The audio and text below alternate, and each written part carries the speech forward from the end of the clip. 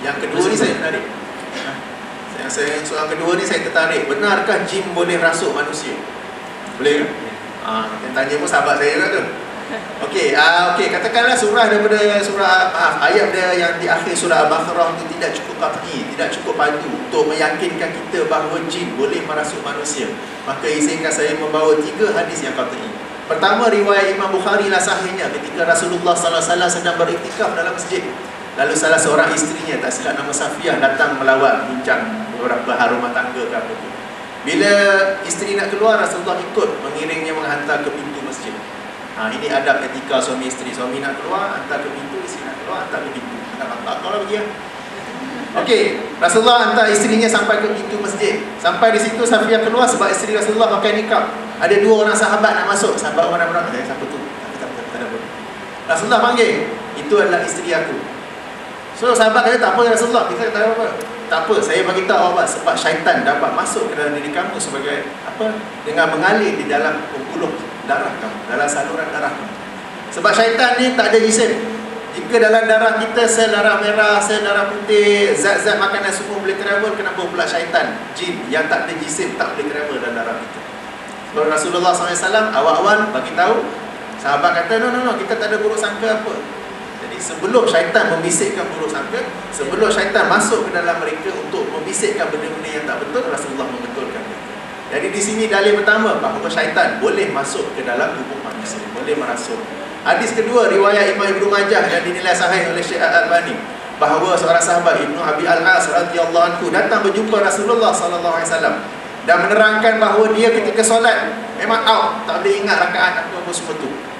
Rasulullah panggil dekat, duduk. Dia duduk sebenarnya duduknya orang di antara 2 sujud. Lalu Rasulullah menepuk bahunya dan berkata, keluarlah wahai musuh Allah, aku hamba Allah. 3 kali, keluarlah musuh Allah, aku hamba Allah.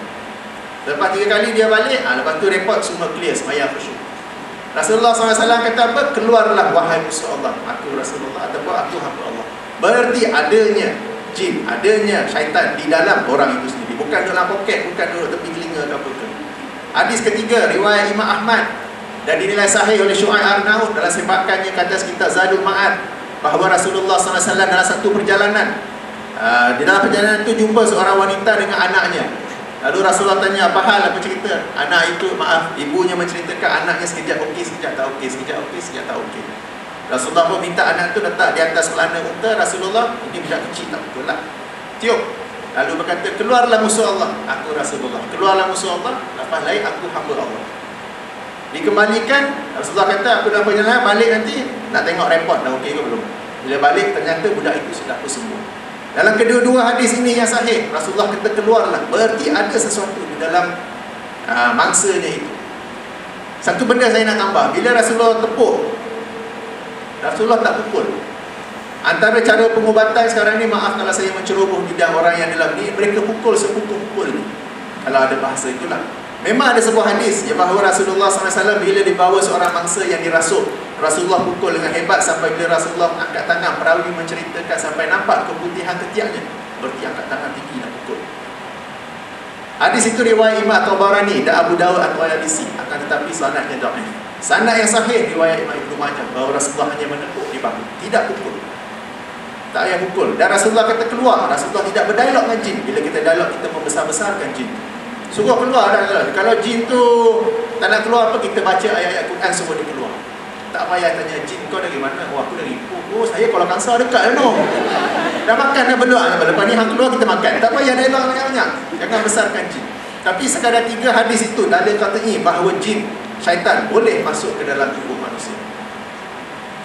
Soalan seterusnya Ustaz. Pendidikannya, ada yang pengamal perubatan yang cari pendidikan.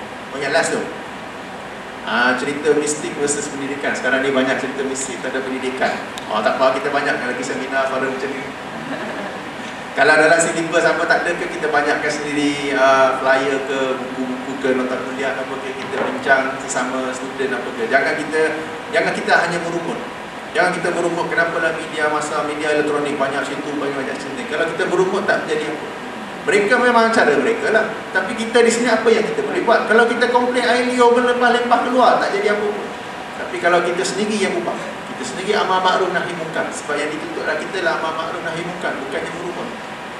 Kalau kita nak kata ini semua kaitan dengan pemerintah tu semua, tak, kita rujuk dalam surah An-Nur ayat 55. Allah SWT berfirman yang bermaksud, aku berjanji kepada mereka yang beriman dan beramal soleh di kalangan kalian bahawa aku menjadikan kalian khalifah di muka bumi sebagaimana aku menjadikan khalifah sebelum kamu. Apakah janji Allah untuk jadikan kita khalifah di muka bumi? Iman, amal soleh. Iman ialah akidah, amal soleh ialah sunnah. Sebab sesuatu amal itu tidak soleh melainkan ia tepat dengan sunnah. Sebab tu kita tekan ke akidah, kita tekan ke sunnah, bukan benda-benda lain.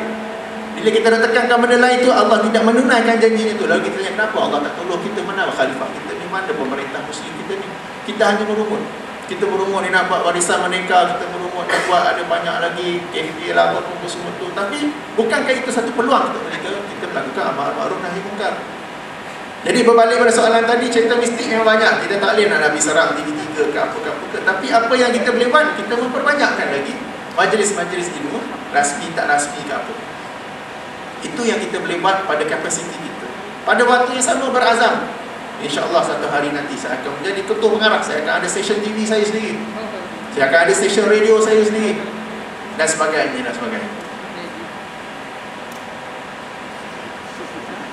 Okay, terima kasih kepada Kapten. Jadi akhir sekali Ustaz untuk pas soalan tu dan kesimpulan macam semua soalan yang tertinggal tu lah. Soalan nombor 1, tak apalah Ustaz, kupas sikit. Okey, soalan 1, Cik Bukhari. Sebenarnya masyarakat kan memang benar ya, soalan ini bagus sekali ya. Memang banyak terpengaruh dengan bomoh dan dukun. Sebab itu paling penting saya disuruh kita kembali kepada agama kita ya, iaitu kita kembali kepada Al-Quran, Sunnah, ijma' ulama dan qiyas, tak perkara Imam Syafi'i. Itu paling penting. Sebab apa? Sebagai contoh ya, dalam Al-Quran Allah sebut, kalau kita kembali pada Al-Quran, Al-Isra ayat 82, wa nunazzilu minal Qur'an ma huwa syifaa'un wa rahmatul lil mu'minin wa la yazidu zalimina illa qasara.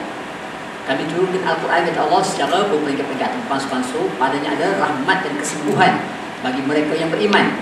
Di ayat lain, saya lupa ayat berapa. Wa iza qara'tal Qur'ana ja'alna bainaka wa bainal ladzina la yu'minun bil akhirati hijaban mastura. Apabila kamu baca Al-Quran kata, wahai Muhammad, ada dinding. Itu dia. Maknanya benteng kita yang dapat memisahkan antara orang yang beriman pada mana hati mereka.